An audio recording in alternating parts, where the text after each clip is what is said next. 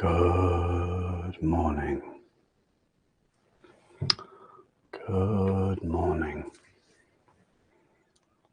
Let me just turn things on a little bit. I was lost in chanting, but nice to see you all here. Yeah.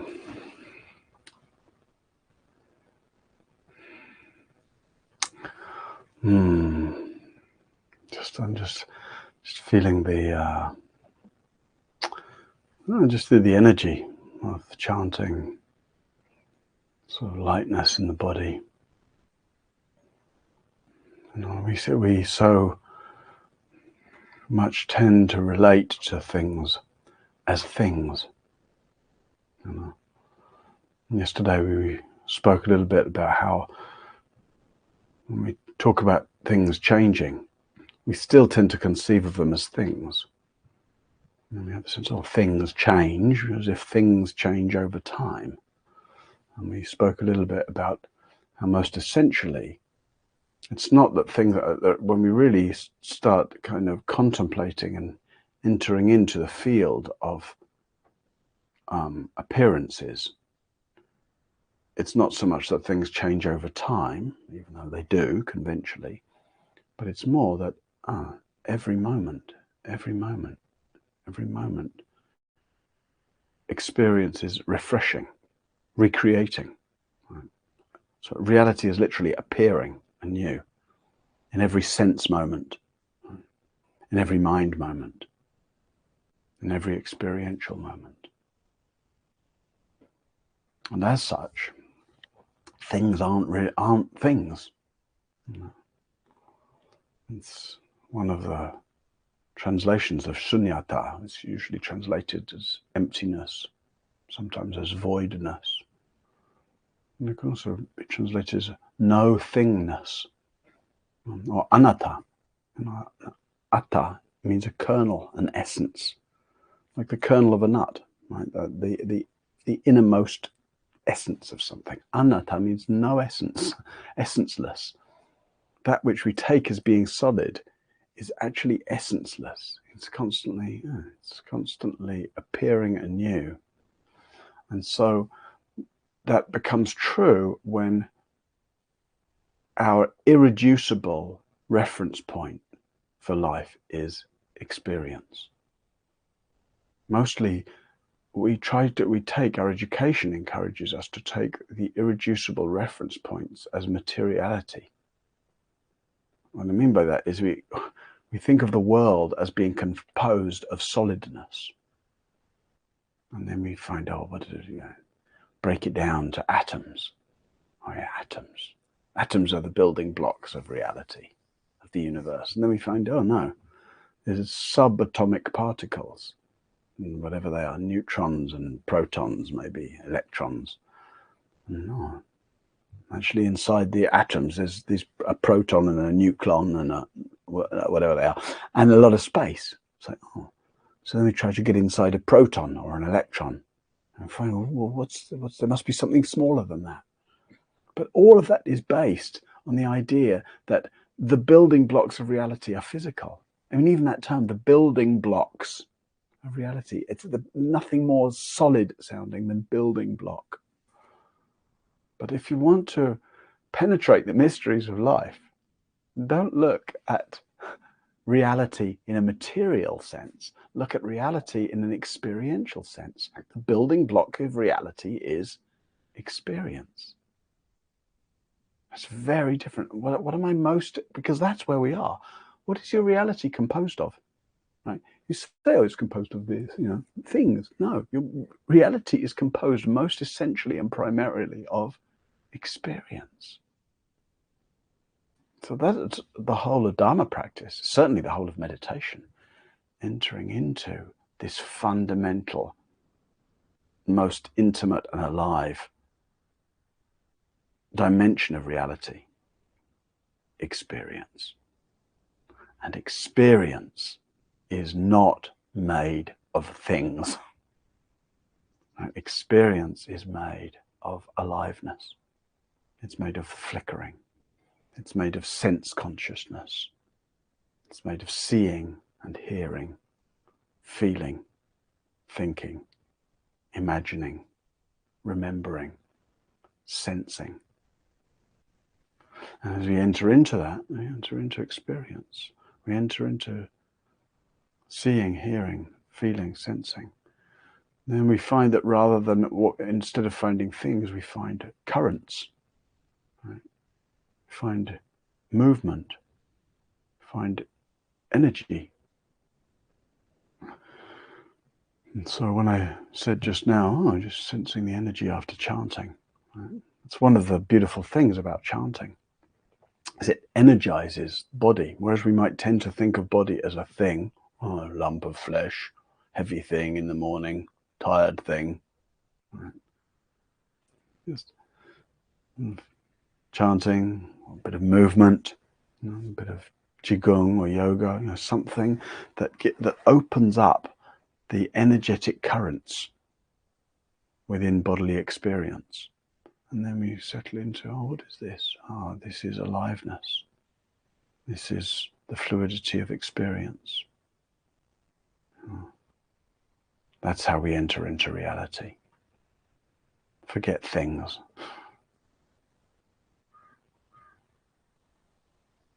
So maybe that's enough said for this morning. Other than having mentioned the chanting, maybe you'd like to chant with me a little. And let's take the chanting as that. Words are secondary. You might have a relationship. Well, I think we'll chant Om Mani Padme Hum.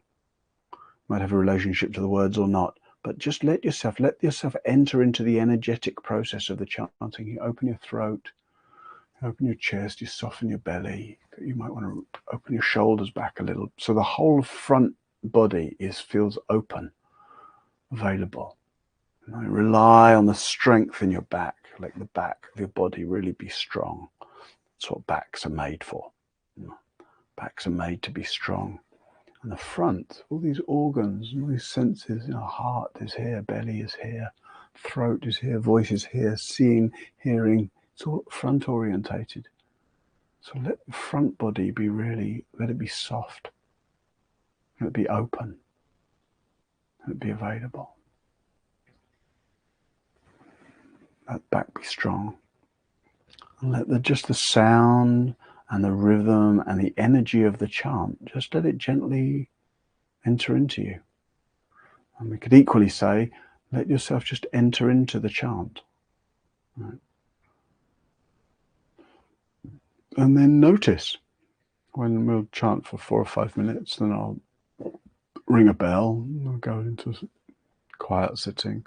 Just notice the energy, the kind of just the fluidity, the dancing of sensations, the aliveness of your cells, and the invitation of that to just settle, to penetrate experience, to blend awareness and experience. Buddha says, like blending water and milk. Is the water in the milk, or is the milk in the water?